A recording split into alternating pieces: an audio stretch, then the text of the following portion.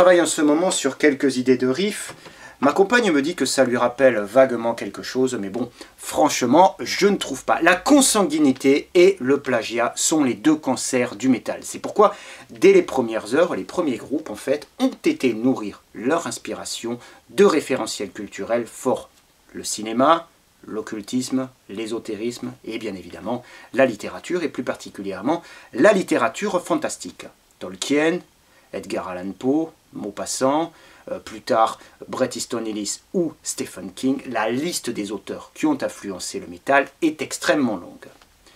Il y en a un que je n'ai pas cité, pourtant quelqu'un de très important, pour beaucoup le plus important. Un auteur qui plaît tout autant aux amateurs de black metal, de death, de thrash, de heavy, de progressif ou d'indus. Quelqu'un qui a su créer un univers et une cosmogonie si riche que des décennies après sa mort, elle reste terriblement d'actualité. Un auteur qui paradoxalement n'a jamais écrit de roman, mais dont le succès des nouvelles, depuis le début de Black Sabbath jusqu'à aujourd'hui, ne s'est jamais démenti. Vous avez bien évidemment compris de qui je parle, le génie de Providence, Howard Philip Lovecraft.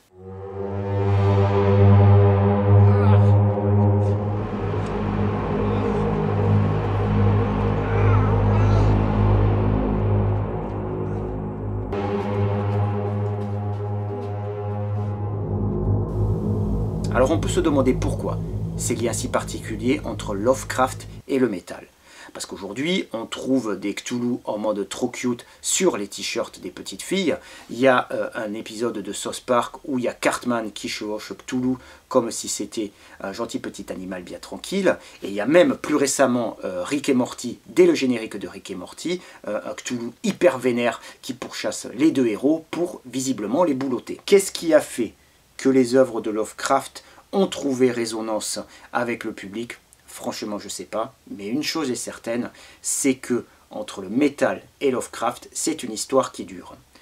Parmi toutes les nouvelles qu'a écrit Lovecraft, il y en a une qui est incontestablement plus connue que les autres, c'est bien évidemment l'Appel de Cthulhu. Alors l'Appel de Cthulhu, ça représente un petit peu la quintessence de l'univers de Lovecraft, vu qu'on y retrouve beaucoup de choses qui font toute sa spécificité. Déjà, il y a beaucoup de ces créatures et de ces créations mythologiques, le Necronomicon, Cthulhu, les grands anciens, l'arabe démon Abdul-Azazred, etc. Il y a cette progression de l'écriture assez lente, une belle écriture qui est assez descriptive, un petit peu trop d'ailleurs pour certaines, mais qui finit par être extrêmement percutante, extrêmement directe, et qui amène l'effroi d'une manière très progressive et qui finit par être extrêmement prenante. Il y a ces personnages, ces héros, ce sont toujours des hommes qui sont lettrés, des hommes, des scientifiques qui se retrouvent confrontés à des événements surnaturels auxquels ils essaient d'apporter des réponses qui sont réalistes, des réponses de la science.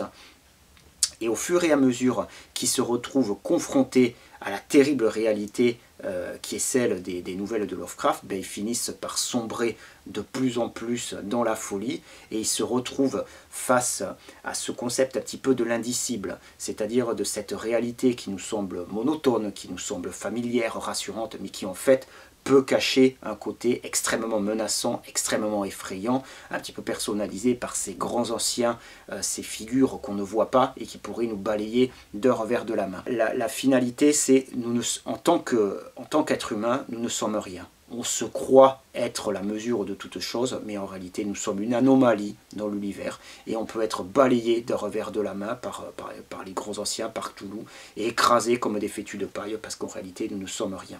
Et c'est ce constat extrêmement sombre, désespéré, sans issue, sans lumière, qui rapproche un petit peu des thématiques du métal. Donc il y aurait énormément de choses à étudier entre l'œuvre de Lovecraft et les groupes de métal. Ça serait bien qu'il y ait un bouquin là-dessus. Eh bien, soyez contents parce que ce bouquin, il existe. Il s'appelle Cthulhu Metal, présenté par le Hellfest, probablement un partenariat, aux éditions Bragelion, écrit par Sébastien Baer. Alors, Sébastien Baer, c'est un ancien rédacteur en chef de Hard Rock Magazine, qui a travaillé aussi pour Hard Heavy. C'est quelqu'un qui connaît très bien le métal, qui connaît très bien Lovecraft, qui connaît très bien l'heroic fantasy et qui est aussi traducteur. Il a fait un boulot pharaonique, un boulot de malade sur ce bouquin. On va en parler un petit peu plus tard. aux éditions Bragelion. 420 pages, super bouquin, cet aspect grimoire. Regardez l'artwork, il est sublimissime, il est sobre, il est percutant. Il y a un superbe portfolio au milieu avec des illustrations de Ola Ferguson. Je vous en montre, oh là là, je vous en montre quelques-unes. Il y a du Sulfurion, il y a The Great Old One, il y a de super images, c'est magnifique. J'en profite pour remercier les éditions Bragelion de la gentillesse et de la qualité des échanges que nous avons eu ensemble. Je les remercie d'avoir fait confiance à Read Them All. Allez jeter un coup d'œil sur leur site, ils ont une collection qui est aussi belle que variée. Allez checker tout ça, ça vaut le coup d'œil. Donc Cthulhu Metal, un bouquin, je me suis réellement régalé à le lire, j'ai overkiffé toute la pré-prod de cet épisode, je me suis régalé pendant le tournage, j'espère que je vais me montrer à la hauteur de l'enjeu donc de Cthulhu et du métal. On va se le faire à l'ancienne en deux parties. Une première qui sera consacrée vraiment à l'aspect musical, donc métal, et la deuxième qui sera un petit peu plus littéraire. Donc soyez les bienvenus dans ce nouvel épisode de Read Them All consacré à Cthulhu Metal. Alors, Cthulhu Metal, donc cette première partie qui est plus musicale. Alors, il faut savoir, le boulot, je le disais dans la première partie, le boulot qu'a fait Sébastien Baer sur ce bouquin, c'est vraiment pharaonique. Alors, on trouve tout aussi bien des groupes très connus, il y a évidemment Morbid Angel, il y a du Metallica, il y a du Nile, il y a du Entombed, il y a du Mania Road, du Iron Maiden, il y a aussi des groupes français, The Great Old One, qui préface superbement le bouquin.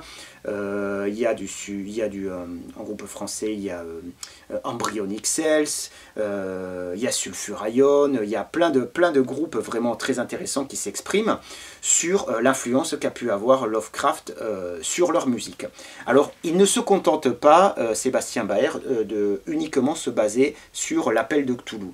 Donc, il chapitre, ce bouquin est chapitré suivant différentes nouvelles, et à chaque fois, il examine, suivant la nouvelle, les artistes qui ont été influencés par la nouvelle, les morceaux qu'ils en ont écrits, ce qu'ils ont à en dire, etc. etc. Donc on trouve l'appel de Cthulhu, on trouve l'ombre sur Innsmouth, on trouve l'étranger, la musique d'Erich Zann, qu'est-ce qu'il y a? Il y a le Molosse, la cité sans nom, enfin, il y a plein de nouvelles, et à chaque fois, voilà, les musiciens s'expriment là-dessus. Donc il y a un gros travail de recherche. Il a même été jusqu'à nous trouver un groupe de black metal influencé par Lovecraft qui vient de République Dominicaine, donc il fallait quand même aller le trouver. On voit dès le départ, enfin quand on commence à lire le bouquin, on voit qu'il y a deux sortes de musiciens. Alors il y a ceux qui sont véritablement des passionnés de Lovecraft, qui ont lu et relu son œuvre, qui ont vraiment envie, ou en tout cas qui avaient vraiment envie de rendre hommage en musique aux émotions qu'ils avaient ressenties quand ils avaient lu Lovecraft et à la qualité de son écriture. Et puis il y en a d'autres qui connaissent un petit peu moins bien, et puis certains qui sont là, qui citent Lovecraft pour la street credibility, qui sont là carrément par opportunisme, et qui veulent juste essayer de camoufler leur misérable source d'inspiration. Il y a des interviews, enfin il y a des passages qui sont extrêmement étonnants. Je ne peux pas tous vous les citer, mais il y en a quelques-uns quand même dont je vais parler. Le premier, c'est Glenn Benton de Deicide. Donc Glenn Benton, il commence par dire que lui, ce qu'il a le plus influencé dans Lovecraft, c'est le Necronomicon. Et il dit que, donc dans l'interview qui est proposée dans le bouquin, il dit que il a été la chanson qui a été influencée, voilà, par le Necronomicon, c'est Dead But Dreaming. Je réfléchis parce qu'il ne faut pas que je me mélange les pinceaux. Dead But Dreaming, qui est sur Légion. Donc dans l'interview, il omet de parler donc de Dead by Dawn, qui est sur le premier album de Deicide, et il cite en fait les enfants, dans l'interview il cite les enfants de l'autre monde, Children of the Underworld, qui est un morceau qui apparaîtra plus tard dans Once Upon the Cross. Donc une fois encore, Glenn Benton il est complètement aux fraises sur cette interview. Et il dit donc qu'il a été influencé par la lecture du Necronomicon, et que, voilà, selon lui, le Necronomicon, il existe réellement, et que c'est l'Église catholique qui l'a en sa possession, et que peut-être un jour, elle le livrera au monde. Et là, il y a une description des paroles de Dead But Dreaming, et cette description des lyrics, elle semble montrer plus une influence cinématographique, le Necronomicon tel qu'il est décrit par exemple dans Evil Dead, où au départ d'Evil Dead il y a une description où ils disent oui, le Necronomicon, ce bouquin qui a été écrit en peau humaine, que si on récite telle formule, ça appelle la créature cachée dans la forêt qui arrive, c'est ça qui raconte de la chanson, et ça fait beaucoup plus référence à l'univers cinématographique que à l'univers littéraire de Lovecraft, donc ça c'est assez intéressant. Il croit, lui, vraisemblablement, que le Necronomicon existe. Il n'est pas le seul. Quelques pages plus loin, il y a Morbid Angel avec Trey Azagthoth et David Vincent.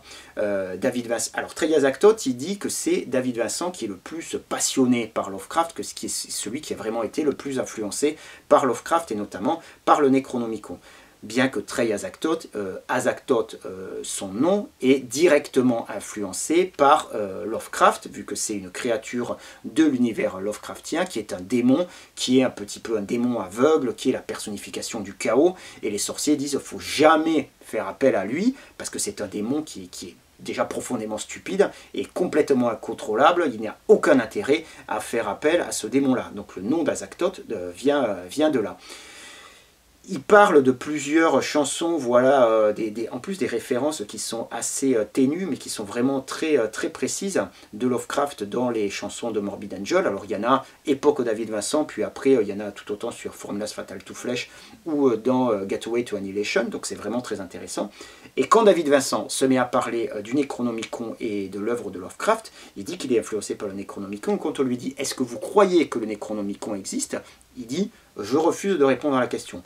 Vraiment la rhétorique habituelle de David Vincent dans les années 90, où il se réfugiait derrière un système de dénégation assez impénétrable. Et là il dit « Si jamais je disais que je ne crois pas au Necronomicon, ça voudrait dire que je ne crois pas que la religion sumérienne était la religion de la civilisation babylonienne, que je pense que les temples dédiés à Pazuzu n'existaient pas, alors qu'ils existent dans ce qui est actuellement l'Irak, enfin qu'ils existaient dans ce qui est actuellement l'Irak, et donc je ne croirais plus en toutes ces choses. Donc il dit pour moi, Lovecraft s'est appuyé sur des éléments réels qui ont existé dans l'histoire du Moyen-Orient, et il s'est appuyé sur... mais en fait c'est la réalité, il n'y a pas vraiment de fiction là-dedans. Et ce que dit Vincent, c'est vrai, c'est que Lovecraft, il s'est appuyé sur des éléments réels. Dans toutes ses nouvelles, il s'appuie sur des éléments du réel. Donc lui, il est plus influencé par tout ce qui est les légendes du Moyen-Orient, contrairement à Tolkien, qui lui, c'est plus les légendes nordiques. Et il s'est appuyé, comme Lovecraft, c'est quelqu'un qui connaissait très bien l'archéologie, qui était vraiment un homme de science, qui se tenait au courant de l'actualité. Il s'appuie sur des éléments du réel, et puis après, tout le reste, il construit une fiction à côté. Ce qui fait que par rapport au Necronomicon, il a créé toute une chronologie où il dit, voilà, c'est l'arabe démon, Abdulazazred, qui, voilà, lors de ses visites de la cité sans nom, voilà, a entendu des voix, ça lui a dicté le Necronomicon. Il y a eu une première version en arabe qui a été perdue, retraduite après en espagnol, puis en allemand. Il y a tel bouquin qui est à tel endroit, et comme Lovecraft, il correspondait énormément avec plein d'auteurs, il y a des mecs qui lui écrivaient en disant, oh, c'est génial, mais tu crois que je peux trouver cette édition, puisque tu dis qu'il y a une édition, et puis il leur répondait, non, les gars, c'est juste une fiction. Et je trouvais ça extraordinaire qu'on en soit arrivé à un point où des gens, en fait, on en arrive à croire, voilà, ces éléments de fiction, bien que l'auteur, en fait, ait dit que c'était quelque chose qui était complètement fictionnel. Ben, il y en a qui croient que c'est vrai, que c'est réel.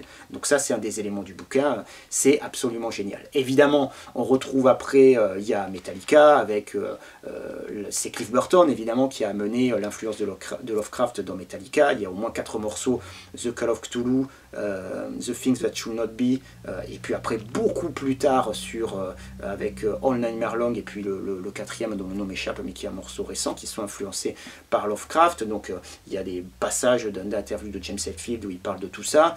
Il y a des passages aussi de Mania Road, il y a des passages sur Maiden, il y a des passages vraiment très intéressants. Je parlais tout à l'heure du groupe français, The Great Old Ones, qui préface le bouquin, parle d'une superbe manière de Lovecraft. On voit que c'est vraiment des personnes qui ont intégré profondément l'œuvre de Lovecraft et qui essaient de le retranscrire à chaque fois avec de manière très subtile. Ils parlent des ambiances qui sont de Lovecraft. Je parlais au départ de Max Beaulieu qui joue dans Embryonic Cells, qui parle de cette écriture bruitiste, qui parle vraiment de ce côté très, très dynamique que peut avoir voilà, l'écriture de Lovecraft et d'un petit peu ces ambiances, de cet effroi qui dégage. Donc vraiment les groupes sont amenés à parler de l'œuvre de Lovecraft et de Cthulhu, voilà, dans leur influence, de ce que ça leur a provoqué en tant que lecteur, de ce qu'ils ont essayé de retranscrire en tant que musicien. Ça va dans tous les sens. Il y a autant du heavy que du black, que du death. Je parlais de Sulfur Ion, il y a Evil, il y a Maniaro. Donc vraiment, on voit que ça a touché un grand nombre de personnes de différentes manières. Et c'est vraiment ce qui rend ce bouquin profondément passionnant. C'est que ça montre comment, à un moment donné, l'œuvre d'un artiste a pu voilà, exploser dans tous les sens et influencer différentes générations de musiciens, voilà, dont le succès ne se dément pas jusqu'à aujourd'hui et qui provoque voilà, des musiques aussi différentes que celles du panel d'artistes que je viens de vous citer. Donc vraiment, évidemment, la première des bonnes raisons de lire Cthulhu Metal, c'est toute cette recherche voilà, extrêmement fouillée sur l'influence de l'auteur sur le métal.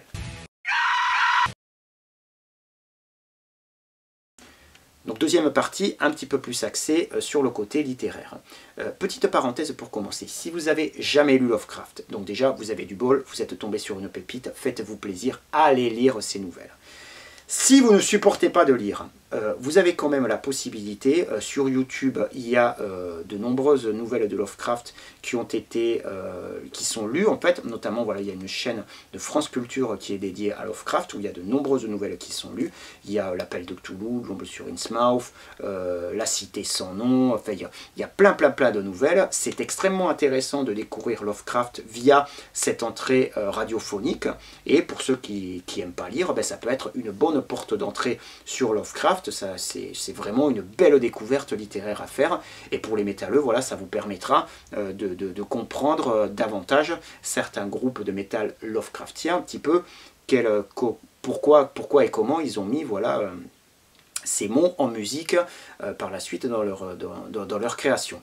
Alors, c'est découpé, voilà. Alors, dans l'œuvre de Lovecraft, il y a beaucoup d'œuvres, beaucoup de nouvelles qui se rejoignent, où il y a des passages de l'une à l'autre. De Cthulhu au Necronomicon, L'Ombre sur Innsmouth, le Molosse, La Cité sans nom, toutes ces nouvelles sont basées sur la même cosmogonie, sur le même univers. Donc, il y a des correspondances de l'une à l'autre. Chacune a un petit peu sa spécificité. Il y en a certaines qui sont mieux que d'autres. Mais voilà, toutes ces œuvres-là sont dans le même univers. Donc, du coup, à chaque fois qu'on lit un chapitre, on découvre un petit peu ce qui a pu influencer les groupes à travers, voilà, qui dit, voilà, le Molosse, c'est cette personnification de ce monstre qui ressemble à un chien, etc. Mais il y en a quelques autres, par exemple L'étranger, qui n'a rien à voir avec tout ça. Donc où là, les musiciens s'expriment sur la solitude, sur ce côté de se sentir étranger au monde, ce côté un petit peu sur la dépression, etc. etc. Donc ce qu'il y a de très intéressant, c'est qu'en faisant un petit peu, en élargissant ce panel dans les nouvelles de Lovecraft, bien, ça permet aux musiciens de s'exprimer sur différents sujets, de parler de tout autant de certains aspects extrêmement philosophiques que d'autres aspects de la vie en général, et de pouvoir voilà, avoir tout un panel d'émotions. Particulièrement, moi, qui m'interpelle, c'est la musique d'Erich Zann. Alors Lovecraft, c'est quelqu'un qui a fait du violon quand il était plus jeune, mais qui n'était pas très... Avec la musique, voilà, c'était pas trop son truc. Il disait qu'il comprenait pas trop, voilà, que ça le touchait pas trop.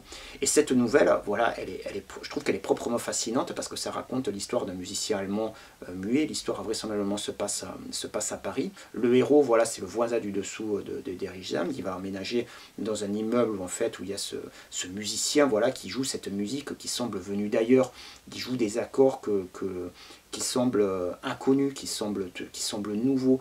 Il a une espèce de frénésie dans son jeu qui s'apparente presque à de la sauvagerie. Donc cette description de la musique qui est extrêmement bien détaillée, extrêmement personnelle, ça montre un petit peu comment un artiste peut arriver à exprimer ses émotions et ce qu'il a envie de dire avec une urgence et une virtuosité si incroyable que la musique elle en devient quasiment intemporelle et elle en devient unique. Elle est tellement belle qu'en fait elle fait peur. Et quand on lit un petit peu cette nouvelle, et quand on lit un petit peu les propos des musiciens par rapport à tout ça, on se dit mais quel plus bel objectif que d'atteindre celui-là, de créer une musique qui est si personnelle qu'elle en devient presque terrifiante et qu'elle en devient presque inconnue, avec une espèce de saveur inquiétante, tant voilà, elle représente quelque chose un petit peu de complètement d'étrange. Et donc dans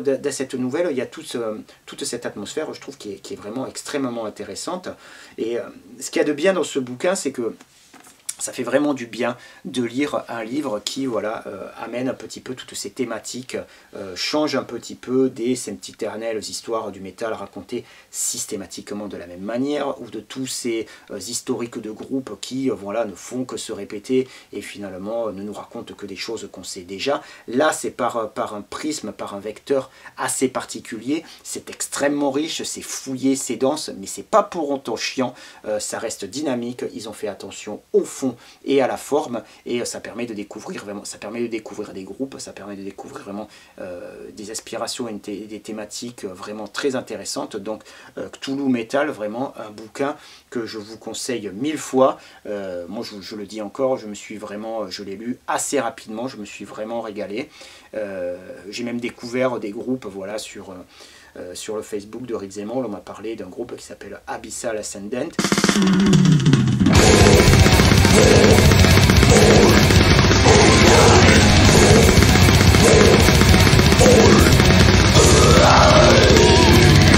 Qui est un groupe français de death, voilà, influencé par Lovecraft. Ils ont une musique qui démonte tout, donc ça permet voilà, de naviguer dans les eaux troubles voilà, de cet univers Lovecraftien, donc, et ça permet de faire de belles découvertes musicales. Donc Cthulhu Metal, un bouquin que je vous conseille chaudement. Je voudrais terminer par un petit coup de projecteur sur un podcast voilà, de collègues d'Horns Up, ça s'appelle le Riff Machine, référence au Hit Machine qui faisait vibrer nos samedis matins à l'époque. Donc c'est un podcast qui parle de musique et de cinéma. Il y a pour l'instant, il y a du Darkthrone, il y a du Typo Negative, du Death et Smashing Pumpkins, et comme film il y a Last Action Hero. C'est vraiment des passionnés qui parlent tranquillement de ces sujets-là. Voilà, on apprend des choses, c'est véritablement très sympa. Et quant à moi, je vous dis à très bientôt pour un nouvel épisode. Je vous laisse en bonne compagnie. Portez-vous bien. Bye bye.